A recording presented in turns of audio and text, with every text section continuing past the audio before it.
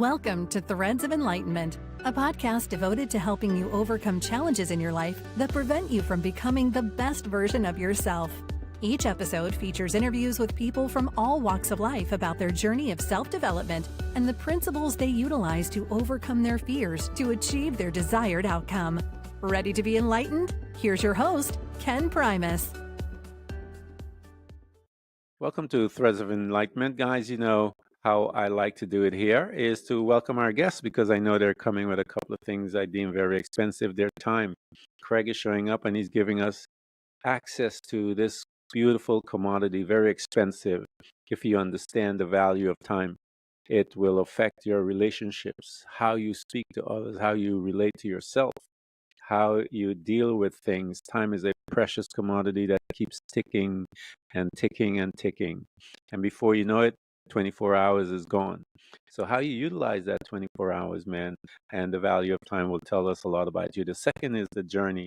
The journey is a powerful created Craig in front of us because it has deposited a couple of things in him that we want to have access to, and he has afforded us that ability to do that.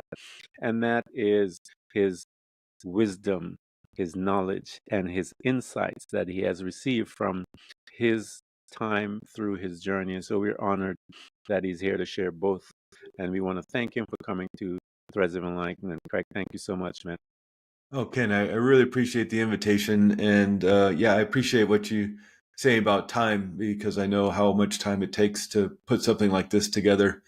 It's not just showing up a minute before an interview, talking, and then you're done. I know it takes hours and hours of preparation and then post work to get this up. So I appreciate your time too in doing this. Thank you so much, man. I really am glad that you're here because I feel that anytime someone shows up at this desk to have a conversation, there was a demand placed.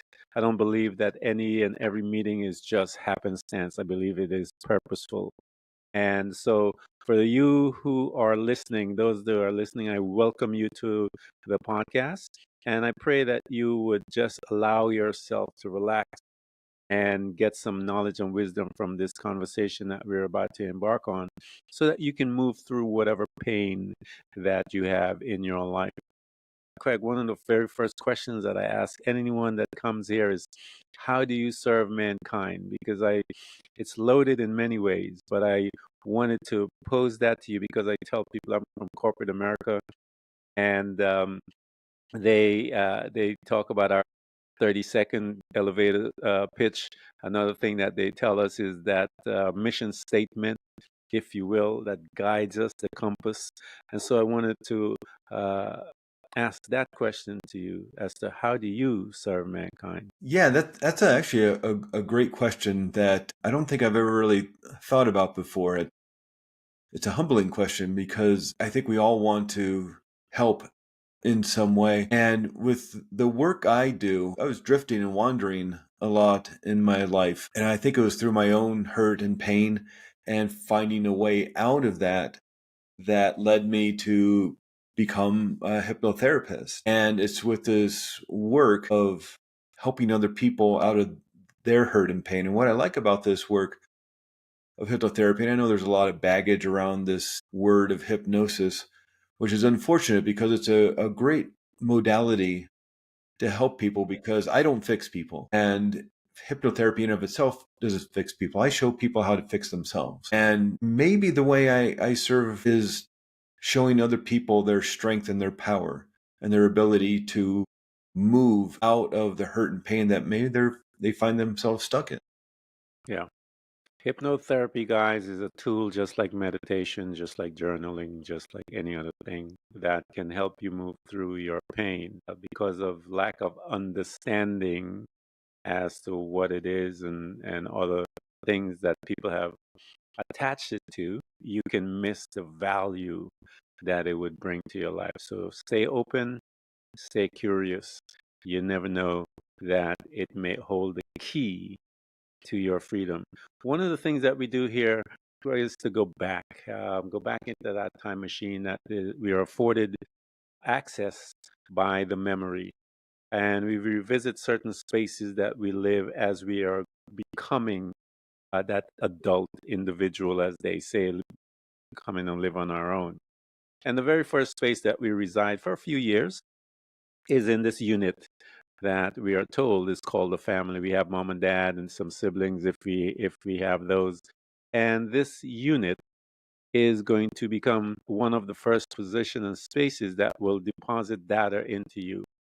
And they now are going to begin to tell you certain things about your culture, your family history, your religion of your family. All of these programming began at this place called the family home. What was your family like? My family, we grew up I was born and raised in San Diego, California. It's back in the 60s. It was not the thriving town that people think of it now. It was a pretty newish town, actually, more of a naval town and university town. But it was, I think we tolerated each other as we grew up.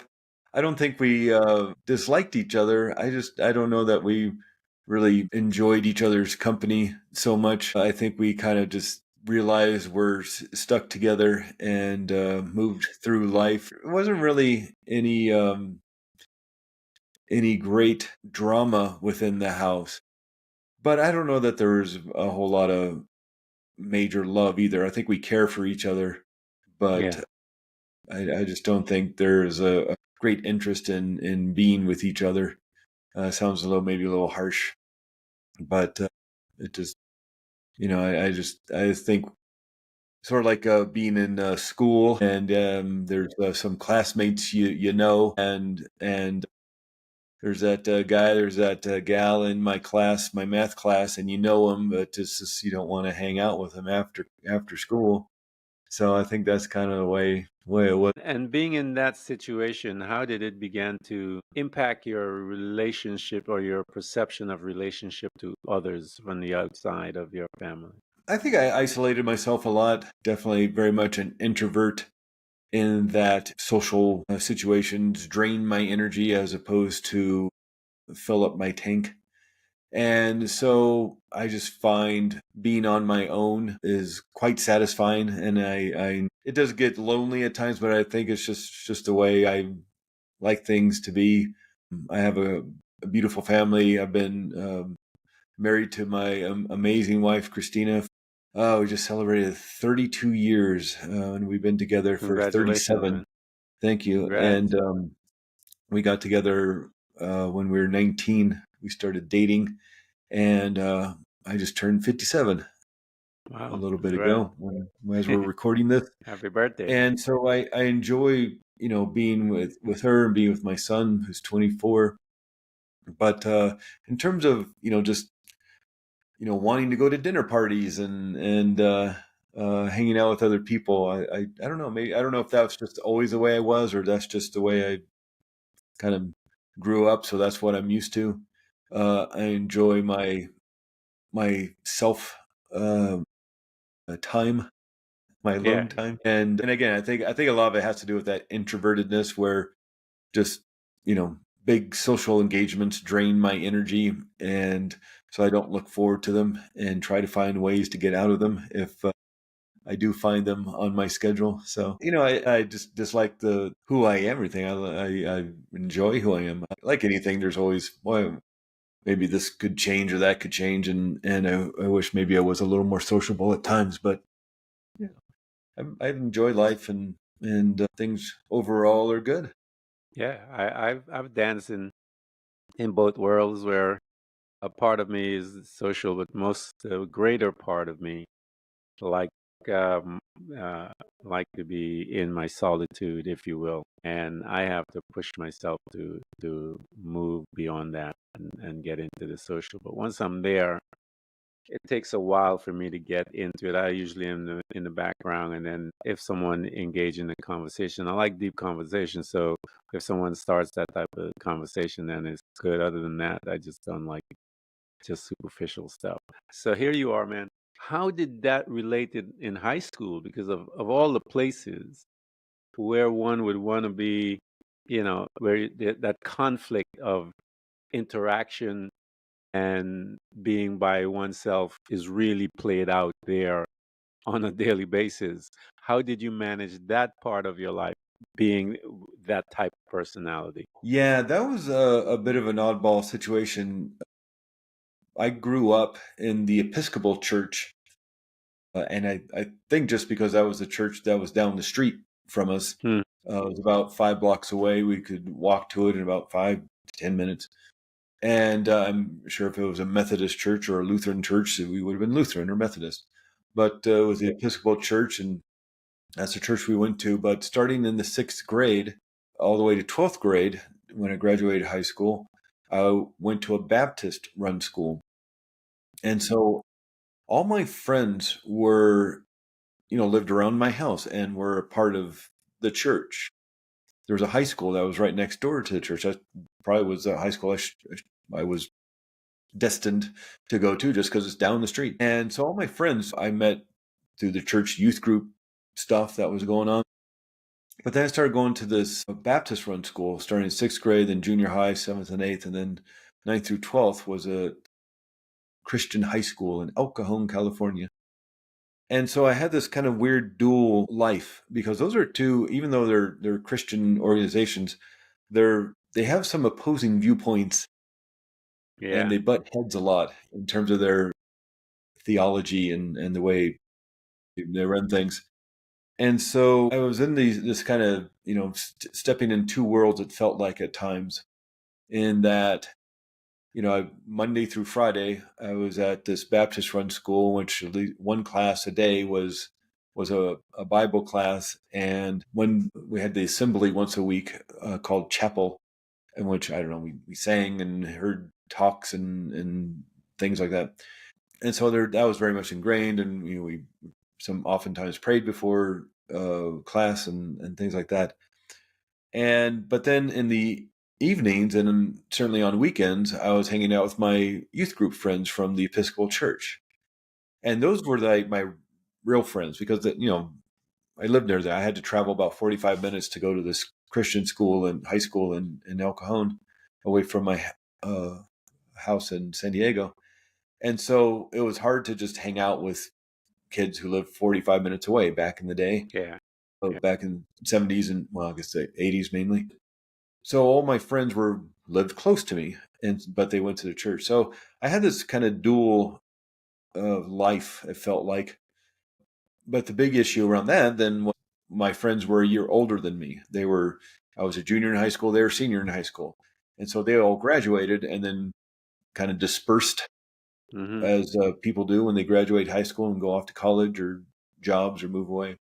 And so then I kind of found myself without that foundational friendships, and during my last year in school. And so I again drifted a bit, wandered a bit. Did of course have friends at school I went to, and I was driving at that point. It was a little easier to maintain friendships, but I don't think they were as close as I had before that. And other than meeting Christina, who then we married some years later, I don't think I've really had as close of friendships as I did since high school. Strangely enough, certainly know people and Yeah. go to Yeah. dinner parties and things, but in terms of having those close friendships, I think I met Christina. Just we had a wonderful connection, a strong connection, and I was like, okay, well, I guess that's what I need, and never really looked outside of Look that back. for deeper Yeah. friendships, I guess. Yeah. And as you move through life and you're heading in, you met your wife, and you guys are heading out via college and stuff like that. Where did you go? Which direction? Did you take the college route or did you go to the work route? And why did you pick that route that you went? Did the college route, but mainly just to follow Christina. I applied to a few schools and applied to UC Santa Cruz, University of California, Santa Cruz, and mainly just because she did as well. And we both got in. She really wanted to go to Santa Cruz just because it's a beautiful campus, a beautiful, beautiful town right there by the ocean. It's 10 minutes to the beautiful redwood forest. It's 5 minutes to the ocean. And so it was a beautiful town. And I mainly just went to follow her, and I was studying music, and I did that for a couple semesters. I just really, really liked it. We were a bit older when we went to college. I think we were like 21 or 22 or so by the time we made it to UC Santa Cruz. And I just didn't, everybody else is 18 and 19, and I don't know. I just felt I didn't belong. And so the question is, like, I kind of did both. I started the university route, didn't really care for it. Noticed I was just spending tons of money on this education that I just was scratching my head on why I was doing it. And so I then went into the work world, mainly to start paying off my education debt before it got too out of hand, and just found myself, kind of working until it's one day I struggled a lot with depression and anxiety in my teenage years. And Craig, where did you pick that up from? Where did you pick I'm because sure when the well, genesis of it? Yeah. there's two. There's a whole lot of, in terms of the research behind how one gets depression and anxiety. One, you can mirror it, just what's going on in the house. Yeah. You just mirror what's going on. You learn it. The other thing, it could be a genetic thing, and then it gets triggered somehow. Hmm.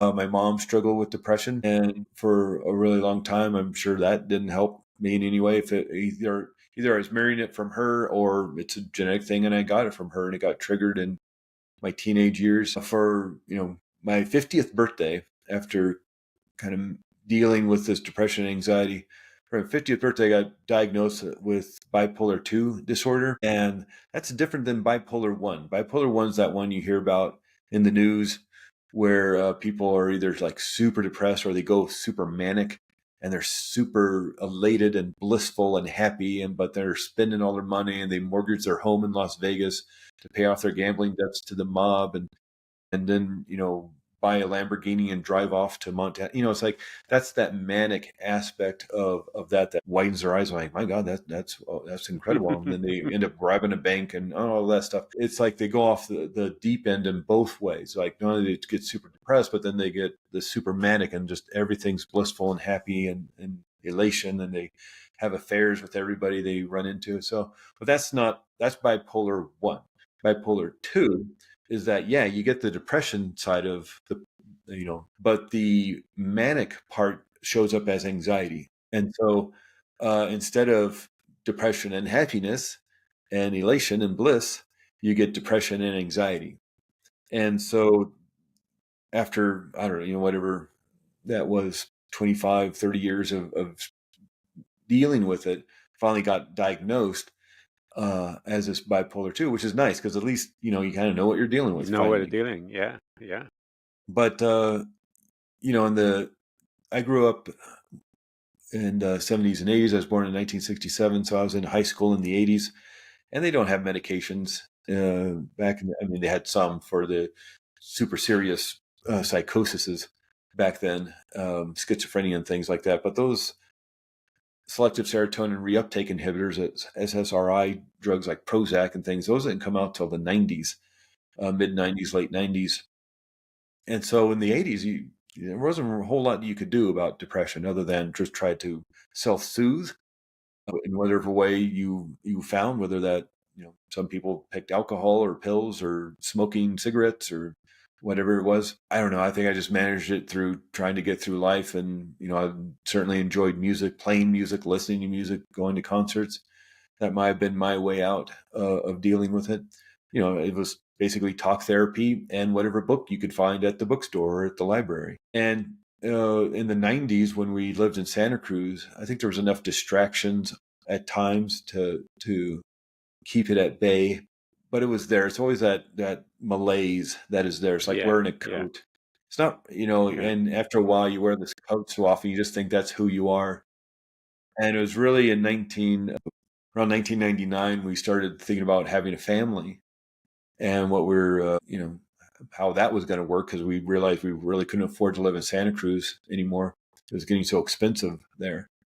And so we decided to move to Flagstaff, Arizona, because it was close enough to San Diego we could drive. It's a small, beautiful town in the forest. We're up here in the mountains, live in the snow in the wintertime, beautiful summers. But it's close enough drive to San Diego that, we wouldn't have to fly or take multiple days to drive across the country to visit, our parents. And so when we were thinking about having a family, it's like, okay, I got to get my life together, because if this is a modeling thing, like I modeled it off my mother, mirrored it from my mother, or it's a genetic thing, well, my son's in a bit of a pickle then. And so, when we decided to have a family and my wife got pregnant, we were going to have our son. I said, okay, I got to get my life together. And it took a bit, and then I got 9 months to get my life together and figure it out. And of course, when they're a baby, so mom's doing a lot of the nurturing and caring there. I'm an important part of that, but I got another year or so to get my life together. And it seemed to take a while, but I started just at that point. The internet's out. This is 2000, 2001. The internet's out. There's lots more books, a lot more information. And I started just using these techniques I was learning about and exercises and practicing. And like anything, the more you practice something, the better you get at it. So I woke up one morning and kind of looked around at my life. I was like, God, it's been a long time since I felt anxious or depressed. Wow. And I felt really good. And it's What, not that, there's still challenges of life. There's work and yeah. a small child and trying to figure out how to move through life. But I didn't have that heaviness anymore. And I was kind of telling people about it, some people I knew, I ended up writing a book. I heard about a writing contest from Hay House, publishing house, and so I joined this writing contest, and my chapters did very well. I was literally writing the book month by month. I'm sure some of the people already had their book written; they were just submitting chapters, but I was just like, I don't know how to write a book. And I wrote a book, and it was one of those things where they start off with 500 people joined this contest, and then the next month it's down to 250, and then the next month it's down to 100, and over 4 or 5 months they whittle it down to like 10 people. And according to the person I was talking with who was running the contest, I came in a close second with my book on depression called Depression 180, and which was very thrilling to have even made it that far. And I got invited to be because of that, like us in the top 20 or so, we got invited to submit a chapter, not from our book, but just submit a chapter to a book called 30 Pearls of Wisdom that had some of their other famous authors in it, like Jack Canfield and other people. And, do that. Then okay, now we got to do some publicity. And I did a telesummit around not hypnotherapy, on depression, talking to a lot of different people about depression. And then that led to doing my own podcast called Tipping Point Radio, interviewing a lot of wonderful, amazing people like Greg Braden and Joe Dispenza, Marianne Williamson. And I was having fun. I mean, I wasn't filling up the bank account with any of this, but I was having fun and I was enjoying what I was doing. And then I had the opportunity because what really fascinated me and one of the things that really helped me was this hypnotherapy. And it was always in the back of my mind. I was like, God, that's something I'd really like to do, help people in that way, because it helped me so much. And that was one of the tools I used to help me with my issues. And so I got the opportunity to train at the Hypnotherapy Academy of America, which is a real school that you go to in Albuquerque. A lot of people just do kind of video training, which is unfortunate. So you really got to be careful about, who you're working with and what their training is. I went to this great school and it's 9 a.m. to 6 p.m. It's really immersive. And it's 2.5 months, 500 hours of just training in hypnotherapy. And so I went to the school, and then I just, I kind of had to put a lot of the other stuff behind. All the, kind of books had been writing and the podcast and things like that. Had to make the choice and make the big decision. So, okay, I want to just focus on hypnotherapy. And so I had to put those other things aside and just, since then, for the last, whatever it's been, 7, 8 years, I've been doing hypnotherapy and working with people. And like I say, what's fascinating about it is the ability to show people how they can fix themselves. And again, not that I'm fixing anybody, but it's that you can fix yourself. You have the power to do that. And whether you've been holding on to hurt, whether it happened yesterday or last week or last month or 40 years ago, you can let it go. And it's extraordinary to watch people come in who have been in pain for a really long time and watch them kind of transform and metamorphosize, that's a word, Yeah. to this new person. Yeah, it's a or I don't know, privilege. maybe they're not a new person. Maybe they're just taking off the heavy overcoat, that they've been wearing and that they think was actually them. It's like, no, just drop the coat and be Yeah, done with that's it. a privileged position to be in, though, correct. But what a story you just laid out to us. Here's this guy that made a decision based on the fact that his family is coming in and expanding, that he needs to get some help, and opened up a whole world from you doing that, able to write a book, able to start a podcast, meet some extraordinary people and stuff like that, all because you made a decision like, I need to get my life together and find out this situation about this depression. You had mentioned that some of the tools that you started doing some research on the internet being young. I remember the internet being young. Everything was available in long form, if you will, at the time. What were some of those tools? Because you mentioned one that you gravitated to, the hypnotherapy piece, but there are other tools. And what other tools did you bring in along with the hypnotherapy? Yeah. One of the best tools that you can use for depression is exercise. And it's unfortunate in our lifestyle, and maybe it's a Western culture thing, maybe it's just a United States culture thing, but we seem to sit a lot. Mm-hmm. We get up in the morning, out of bed and sit down for breakfast. Then we go sit in our cars to drive to work where we sit at a desk. Then we drive home to sit for dinner, to sit in front of the TV, and we go to Yeah. bed. And study after study, research paper after research paper, journal article after journal article, hundreds of them over the course of the last decades, show that exercise works as well as medication in dealing with depression. And so, one, just moving your body, and however that, and notice you don't. I'm not saying you have to go to the gym and pump weights or do that. Do something that you enjoy, and if that's just walking out in nature or around your city, or if maybe that's joining a gym or joining an exercise class or learning dance, going to a dance class, if that's fascinating, or riding your bicycle, whether it's a stationary bike, watching your favorite TV show, or riding your bike out in nature or around your city. But you got to find a way to move your body every day. And again, I'm not saying you have to be in the gym 2 hours a day, but find a way to move your body. Again, whether that's just walking around your block or finding a group of friends you can walk around with at lunchtime, or again, finding that dance class or whatever it is, just doing some jumping jacks. There's a lot of apps you can get, free apps of just like, here's a 20-minute exercise routine you can do at Mm-hmm. home without any equipment or weights. And so exercise is huge. Of course, diet is a big part of it. A lot of depression and anxiety can come from low blood sugar issues, especially if you're noticing your depression and anxiety is always in the late afternoon. I'm feeling really anxious or depressed. Maybe it's your food intake. Maybe you're not eating enough, or maybe what you're eating is not nurturing your body. I'm not a nutritionalist. I can't tell people what they should be eating. It's like my mother is 85 years old, 5'1", and maybe, I don't know, 130 pounds. My son is 24 years old, 6'3", and 250 pounds. They're going to need two different diets.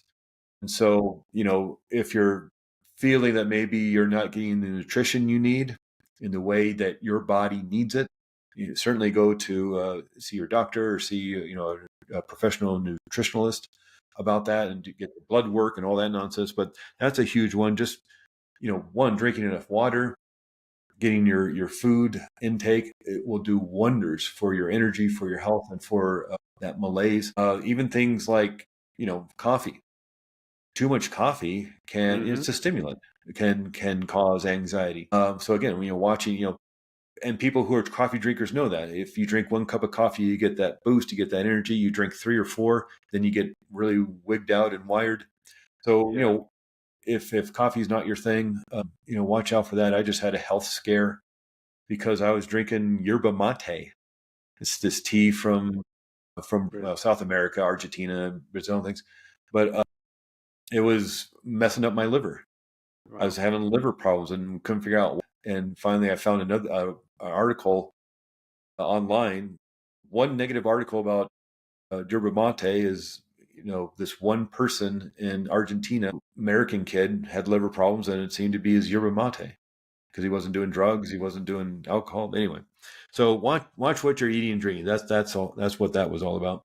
Even like alcohol, it's hard to pin it down sometimes. Like you look at red wine, and red wine, a lot of studies, a lot of research shows, it has antioxidants, good for the heart.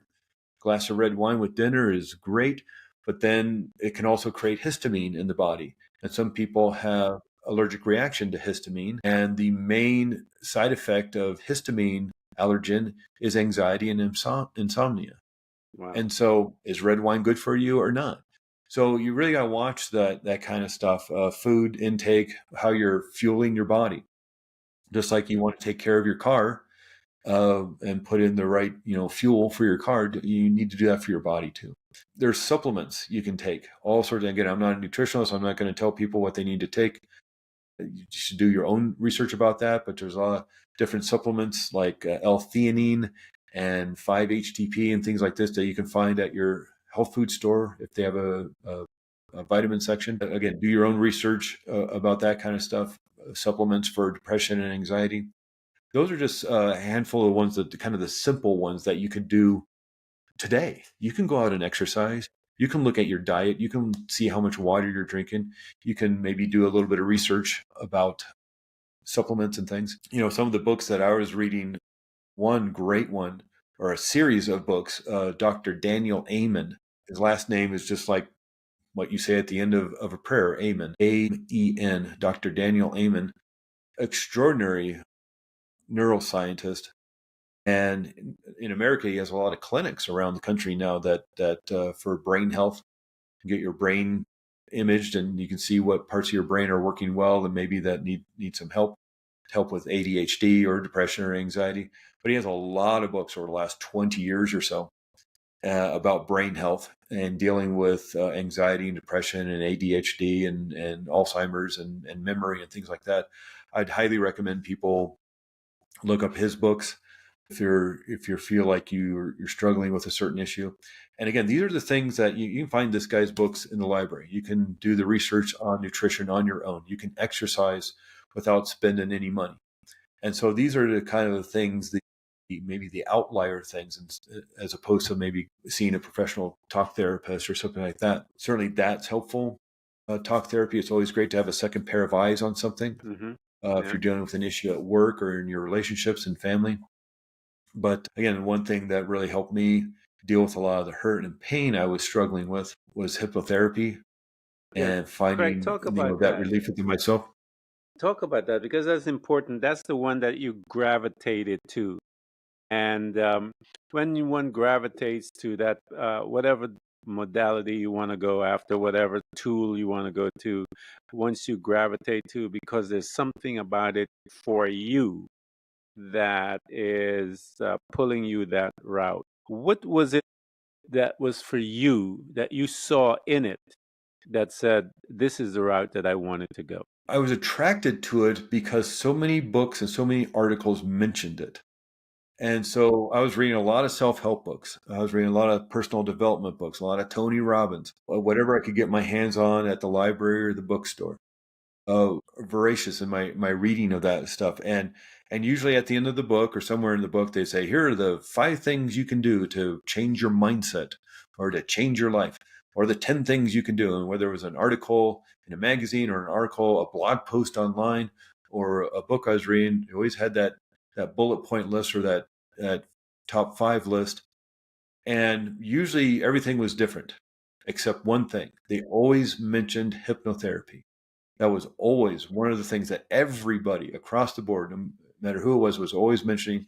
You gotta try hypnotherapy. And unfortunately, just because of movies and TV, it has a kind of a bad reputation that people are going to make you do things and be silly and reveal deep, dark secrets. And that's not what hypnotherapy is. It's just a way for movies and TV to move a plot point forward and to get the movie chugging along. How are you going to get Jason Bourne to assassinate his prime minister? Oh, let's hypnotize him. And it's like, that's not the way it works. Or they've seen a show in Las Vegas or Atlantic City or New York or something, comedy club, and it's a hypnotist show, and all these people go up on stage and they start singing like Elvis Presley and dancing like Michael Jackson and imitating Beyonce and pretending they're on a roller coaster and all these silly things. And I was like, I don't want to go to hypnotherapy and do that. And it's like, well, no, you're not going to do that, because that's not what it's about. The people who go up there and do those shows volunteer to go up and do those shows. They want to do that. Why? I don't know. They're exhibitionists. They're extroverts. They want to have a funny video to put on Instagram or TikTok. They want to look silly in front of their friends and have a good laugh. And they do. They have a great time. But understand that they bought a ticket to the show, sat down in their seat. When the hypnotist comes out and they say, hey, who wants to welcome to the show, and who wants to come up on stage and have a great time and be a part of the show? A bunch of people raised their hands. Yeah. The hypnotist is not going to pick the people not raising their hands who don't want to be up there. That's not going to make for a good show. They're going to pick the people who are excited and show enthusiasm for wanting to be up on stage and act silly. They know why they're there. And so he picks 10, 12 people, and they sit down in the chairs, and he goes on, what's your name? Where are you from? What do you do? And do you want to go into hypnosis and have a great time? Yeah, I do. They say yes like 7 times before this guy makes them dance like Michael Jackson or sing like Elvis or whatever the deal is. And so it goes to figure, though, if you want to go up on stage and act silly, and you do, what are the chances, if you want to heal, that you're going to heal? And that's what we do in therapeutic hypnosis. That's entertainment hypnosis. In therapeutic hypnosis, hypnotherapy, we use the power of your subconscious mind to heal. And again, what's extraordinary about this work is you know what the problem is. And that's what's so powerful. Even if it's unconscious. Mm-hmm. It's like, well, I don't know what the problem is. I'm just anxious and depressed and angry all the time. It's like, well, your subconscious mind knows why you're angry. It's creating the chemistry within your brain to create that feeling state of anger and rage or anxiety or whatever the issue is. It knows why it's doing that. It's being triggered for some reason in your external environment. Something in your external environment, whether somebody was in a car accident when they were 12 years old, and now at 50 years old, they see a red pickup truck parked on the side of the road, and they get really super anxious, and they don't know why. It was a clear drive. It was a perfect drive. They don't know why they're all stressed by the time they get home. Well, it's like, they were in this horrible car accident with a red pickup truck when they're 12, and now their peripheral vision, they saw a red pickup truck in a parking lot. Or, you're at work and there's an argument in the office next door about some accounting problem, and that triggers you because your parents argued when you're a child, and hearing those raised voices and those angry voices triggers you to feeling, you don't know why. I don't know why I'm so anxious today. I'm uptight. It's like your subconscious mind knows, because what it's trying to do is warn you with those feeling states of depression and anxiety and anger and overwhelm and worry. It's trying to warn you that there's danger. Someone pulls the fire alarm in a building, the sirens go off, the strobe lights go off, warning everybody that there's danger and you need to get to safety right now. Your warning system in your body is the feeling states.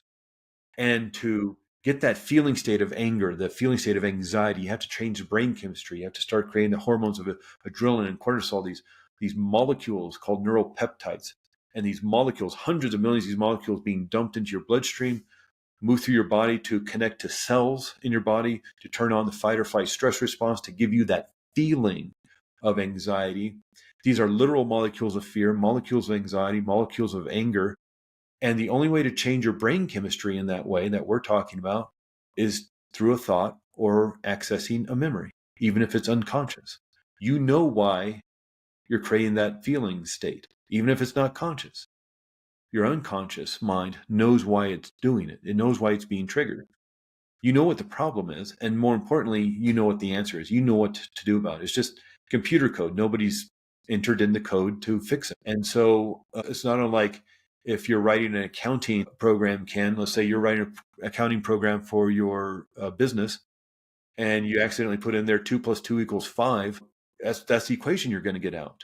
Yeah. And it doesn't matter how much you type on your keyboard or slam your keyboard with your fist or out of frustration or vent to your friends about how unfair it is that 2 + 2 = 5, or talk to a counselor or and write in 2 + 2 = 4 on your computer screen.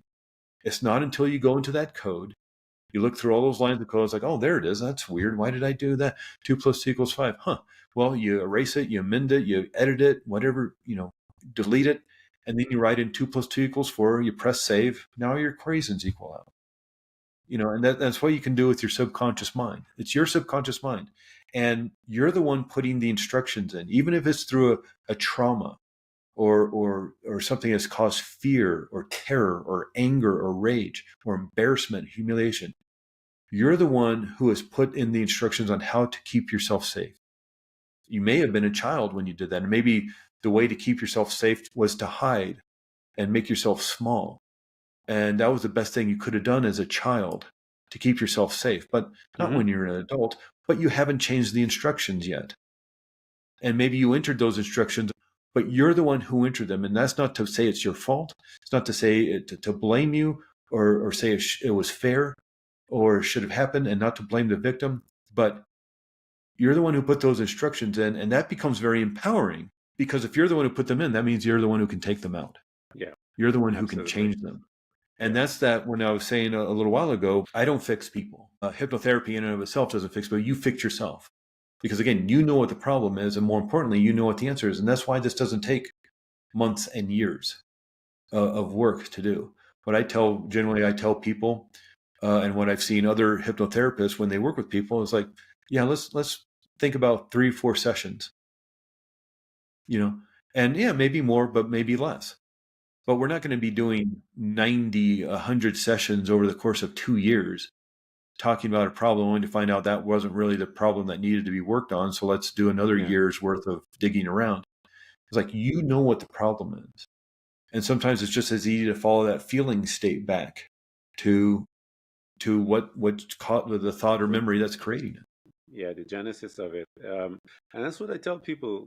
And I hope you guys that are listening to us, and I always invite my people, Craig, to learn to transition from listening just to hear, to begin to hear. Because when you hear it, it elicits a response from you. And if you're listening, you can miss it. But when you heard it, you'll hear that people will make that statement, about hearing and listening. I'm listening, or I heard you. There's a difference. And so if you heard what he said, is that you put it there. Once they identify and they're going on based on your emotional stamp, the emotional stamp that you put there in order to survive that trauma that was served up to you.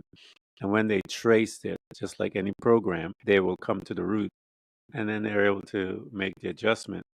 It's the express elevator. I know I've said it to people before. I know there are a couple of ways, and I always tell them, Craig, find the tool that will help you to get to where you need to be to get your stuff done. Don't allow people's opinion of the tool, what you heard about it. Get into your space, do your research so that you can see exactly, because it is important that you come to a place where where you say, that's the one I want. When you do that, you have then released certain chemicals within your brain that when you sit down before Craig, you're not going to resist. You're going to, because why? You said, that's the one I want. Just like the one on the stage with the entertainment hypnosis. He or she asked this individual several times, is this what you want? Because they're engaging that will. And when they engage that will, then it's easy for them to do what they want. But Craig is talking about a different type of therapist, hypnosis. And that's a very specific, the clinical piece, the part that is there to address that situation. It works, guys. I know it works. I've seen it work before. And I invite you guys to, I'm going to provide everything for you to have access. I really want you to move through your situation fast. As he said, it's only a couple of sessions that you need, where you have to go in someplace 90 and weeks and weeks and weeks and weeks and months, and then find out that you're on the wrong path.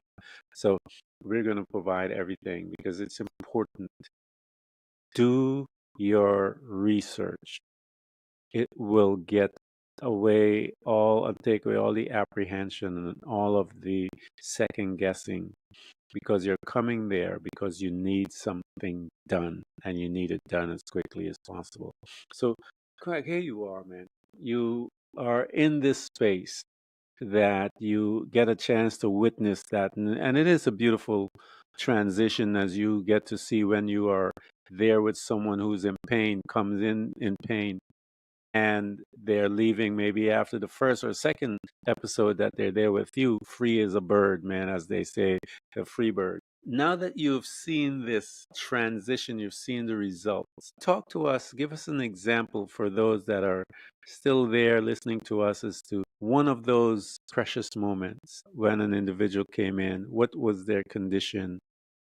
What happened as you walked them through? Yeah, there's a extraordinary story that I like to tell people because it really shows the power of this work. And a few years ago, I was teaching some classes over Zoom for the cancer support community of Arizona. And these were online classes, video classes over Zoom. And, over the course of a few months, we were doing classes on pain control and healing acceleration and immune system boosting, that kind of thing. And you get 12, 15 people at these classes once a week. And there, when we started, there was a older woman in the class. I'm guessing she was about 70 years old. And she was at the first two classes. And on the third class, I'm setting up I'm early to the class because I'm setting up the Zoom room and getting everything organized. And she was early to the class. And so we're just chit-chatting, waiting for other people to show up and start class. And she asked me if hypnotherapy can help with procrastination. And yeah, procrastination is a mindset issue. It's a defense mechanism. Certainly when there's a safety issue, you're in danger, you want to move away from something. If there's fire, there's a rattlesnake in the trail, if you're out in the desert, if there's a fight in the street or cafe or restaurant or something, you want to move away from, make yourself smaller. That's a great defense mechanism. But when it becomes unresourceful, now you're moving away from something that maybe is beneficial to you. Your fear of failure, fear of being judged, something is causing you to move away from something that maybe will get you that promotion or get you that good grade in school because you finished the report and turned it in, whatever. So procrastination can be helped with hypnotherapy. And so we set up an appointment for the very next day. I had an afternoon appointment. We're going to do this over Zoom. I do probably, since the COVID era, I probably do 85% of my sessions are over Zoom. I work with people around the world. I mean, look at this. I'm in Flagstaff, Arizona. You're in Thailand. We can work around the world. And so the 24 hours later, she shows up for the appointment. What's interesting about this work is when you realize that you're going to a healing session, you're going to start this work. The brain starts kind of turning its gears, and your mind starts saying, well, we can work on a problem, but why not work on the problem? And so when she got to the session the very next day, 24 hours later, she says, I know I told you I wanted to work on procrastination, but what I really want to work on is why I don't matter in life. Now, this is a 70-year-old woman who thinks she doesn't matter in life. And so I said, sure, let's absolutely work on that. And there's a feeling state to that. Well, I was just saying, there's a feeling state to that that's created by a thought or an emotion, changing the brain chemistry to create that feeling. So there's a tether, there's a connection. So let's follow that feeling state back. So we're doing some work, some processes, relaxing the mind, the body. And we get to a point where let's do this regression. Let's find out what the original issue is and heal it. And so I do this countdown, 10 down to 1. On 1, you'll be at that where you created this feeling of not mattering in life. And so 10 down to 1. On 1, where are you? And she says, I'm standing up in my crib and my father's screaming at me because I won't stop crying. Now, if this is a 70-year-old woman, I'm figuring that's maybe late 1950s, early 1960s, something like that. And men maybe aren't taught to be the most nurturing of people, especially to small children. And maybe dad's having a bad day, a bad week, a bad life. Mom's out of the house and the baby won't stop crying and he doesn't know what to do. And he finally reaches his breaking point, and the only thing he can figure out to do is to scream louder than the baby and tell the baby to shut up. And in that moment, the child, just like all of us, we have to justify why this is happening. We have to come up with some sort of reasoning behind what is going on, this trauma that is happening. And her mind, in that 1-year-old or 12-month-old, 14-month-old mind of hers, she thinks, well, the only reason this person who's supposed to be nurturing me and loving towards me and protecting me, the only reason this person is screaming at me and yelling at me is because I don't matter in life. It doesn't matter if it was true or not true. That's the instructions she put in her subconscious mind. That's the coat she decided to wear. And she held on to that for 70 years. It doesn't matter that it wasn't true. Of course she matters in life. You would never tell a small child they don't matter in life. Of course they matter in life. But that's the reasoning, the only reasoning she could come up with to justify what was happening. Well, I guess I just don't matter. If this person who's supposed to protect me and nurture me is screaming at me, I guess I don't matter. And she held on to that for some 70 years until one day she decided it was time to let it go. And she did. She let it go. And that was the last session we did together. And she would email me for about a year or so afterwards, every few months or so. I'm doing great. I'm doing fabulous. It's so amazing, this work. And she did basically two or three group sessions that had nothing to do with the issue she needed to work on, pain control, healing acceleration, through this cancer support community class. And then she did one session on the issue she needed that she needed to work on. She had kind of primed her nervous system with the classes, learned to move into that relaxed state of mind and body, to quiet down that conscious level of mind and access the subconscious. She knew what the problem was. And more importantly, she knew what the answer was. She knew what to do to heal the child. And she did. I helped facilitate that, but she was the one doing the work. Because again, how long was it going to take in talk therapy for her to get all the way back to being 12 months old, 14 months old, standing up in the crib? Yeah. And so she did it basically within a session or two, And that's the power of this work. Again, this doesn't take 80, 90, 100 sessions over 2 years.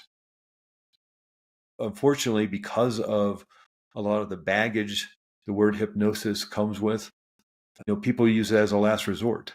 They try everything else. And then it's like, well, the only thing left to try is hypnotherapy. I guess I'll try that. And we do some deep healing work when they show up. It's pretty powerful stuff. Yeah. Greg, thank you so much for sharing that. And all of you guys that heard that, you may be in your last stage, you may be desperate. That's okay. Just come. You may be, this is it. If you don't do this, you're going to do that. Just come, man.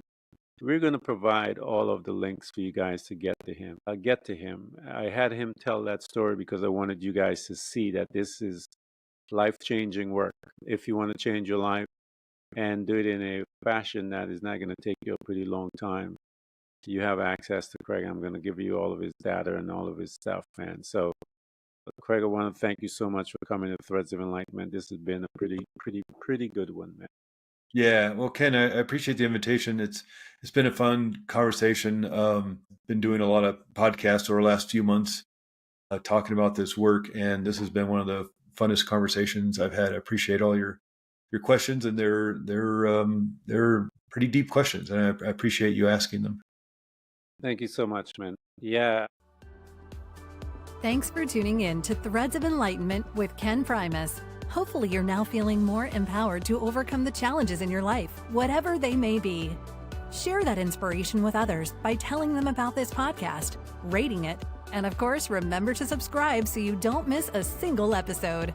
For more connection, you can find us on Facebook and Instagram by searching for Threads of Enlightenment. Until next time, stay enlightened.